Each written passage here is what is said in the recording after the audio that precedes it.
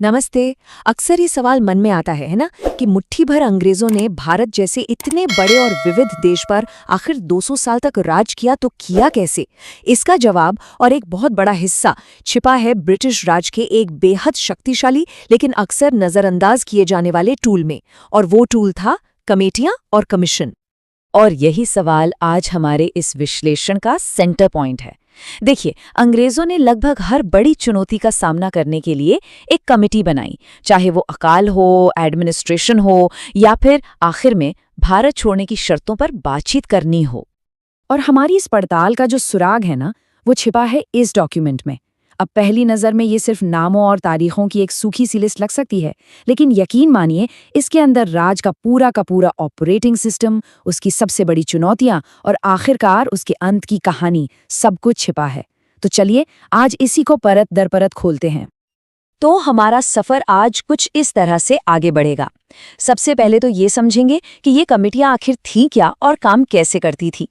फिर हम देखेंगे कि इन्होंने अकाल और शिक्षा जैसे बड़े संकटों का सामना कैसे किया, और साथ ही एक मॉडर्न एडमिनिस्ट्रेशन की नींव कैसे रखी। इसके बाद कहानी एक बहुत दिलचस्प मोड़ लेती है, जब भारतीय राष्ट्रवाद की चुनौती सामने आती है।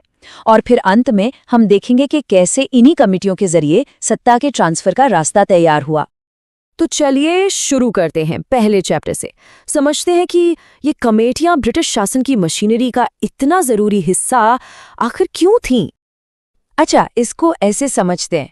मान लीजिए कि राज की गाड़ी किसी बड़े गड्ढे में फंस गई, तो वो क्या करते थे?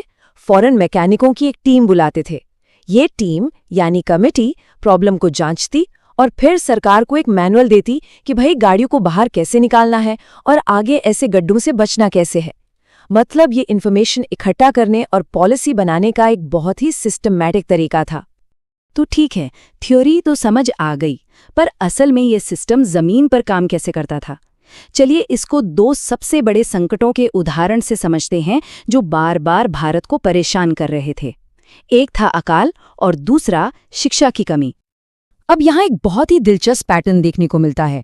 देखिए, 1880s में लिटन के टाइम पर स्ट्राची कमीशन ने पहला फेमीन कोड बनाया। फिर कुछ साल बाद 1898 में एल्गिन के अंडर लायल कमीशन ने इसे मॉडिफाई किया, और उसके भी बाद 1901 में कर्जन के मैकडोनाल्ड कमीशन ने इसे फिर से रिव्यू किया। तो इसमें टेक अवे क्या है? सबसे बड़ी बात यह है कि ये कोई एक बार की कोशिश नहीं थी। हर बड़े अकाल के बाद एक कमीशन बनता था जो पिछली गलतियों से सीखता और सिस्टम को बेहतर बनाने की कोशिश करता। ये एक तरह का साइकिल था, क्राइसिस और उसके जवाब में एक और बेहतर सिस्टम। और मजे की बात यह है कि ठीक यही पैटर्न हमें एजुकेशन के फील्ड में भी दिखाई देता है।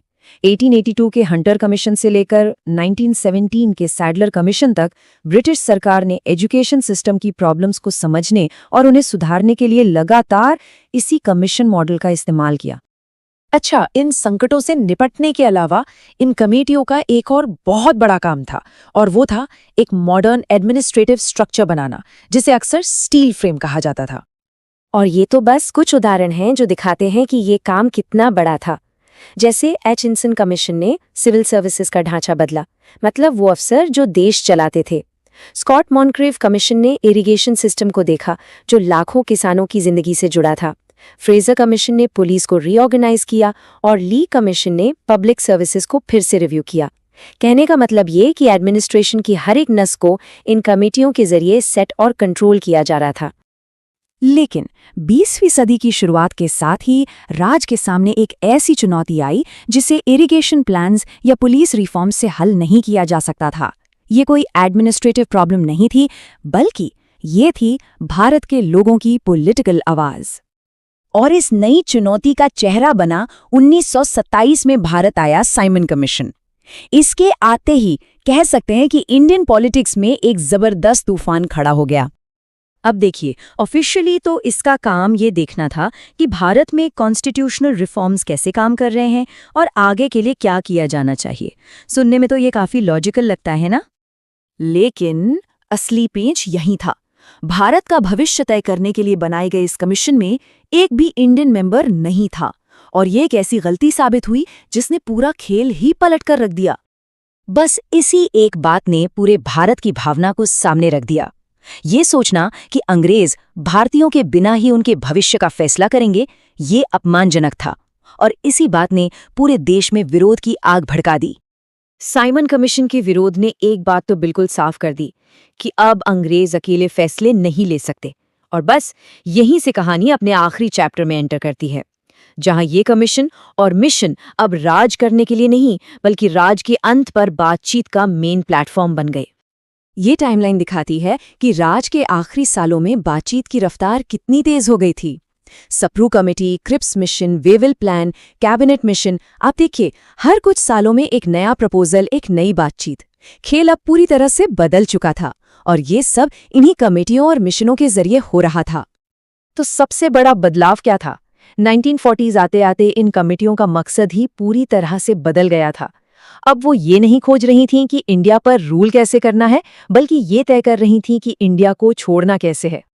तो अकाल राहत के लिए बने पहले कोड से लेकर भारत की आज़ादी की शर्तें तय करने वाले आखिरी मिशन तक इन कमीशन और कमेटियों ने ही मॉडर्न इंडिया की कहानी लिखी। लेकिन सोचने वाली बात यह है कि उनके बनाए गए स्ट्रक्चर और उनके लिए गए फैसलों की विरासत आज हमारे एडमिनिस्ट्रेशन, हमारी पॉलिटिक्स और हमारी सोसाइटी में किस रूप में जिंदा है।